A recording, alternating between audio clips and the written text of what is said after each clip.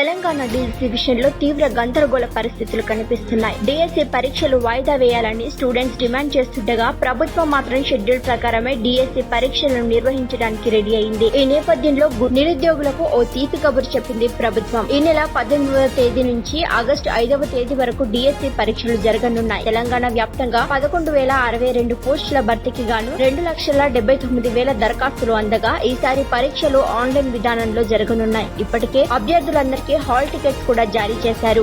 అయితే మరోపక్క డిఎస్సి నిర్వహణపై కొందరు హైకోర్టును కూడా ఆశ్రయించడంతో గందరగోళ పరిస్థితులు కనిపిస్తున్నాయి. ఏది ఏమైనప్పటికీ షెడ్యూల్ ప్రకారం పకడ్బందీగా డిఎస్సి నిర్వహణ జరుగుతుందని ప్రభుత్వం చెబుతోంది. ఈ నేపథ్యంలో ఉపాధ్యాయ పోస్టుల భర్తీకి సంబంధించి త్వరలో మరో డిఎస్సి నోటిఫికేషన్ జారీ కానుందని ఉప ముఖ్యమంత్రి బట్టి విక్రమార్క ప్రకటించారు. రాష్ట్రంలో ఇప్పుడు వేసిన పోస్టులే కాకుండా మరో 6,000 టీచర్ పోస్టులు ఖాళీగా ఉన్నట్లు గుర్తించామని ఆయన తెలిపారు. ఈ 6,000 టీచర్ పోస్టుల భర్తీ అతి త్వరలో ఉంటుందని, వచ్చే ఏడాది జనవరిలో మరో డిఎస్సి ప్రకటన చేసి నిరుద్యోగులకు న్యాయం చేస్తామని ప్రభుత్వం చెబుతోంది. ప్రస్తుత డిఎస్సి ప్రక్రియ పూర్తయిన వెంటనే మరో డిఎస్సి నోటిఫికేషన్ పై కసరత్తు షురూ చేస్తారట. కాబట్టి ఉద్యోగార్థులు ఎవరు ఆందోళన చెందాల్సిన అవసరం లేదని ప్రభుత్వం చెబుతోంది. ఉద్యోగార్థులకు సమస్యలను పరిష్కరించేందుకు తమ ప్రభుత్వం సిద్ధంగా ఉందని మంత్రులు హామీ ఇస్తున్నారు.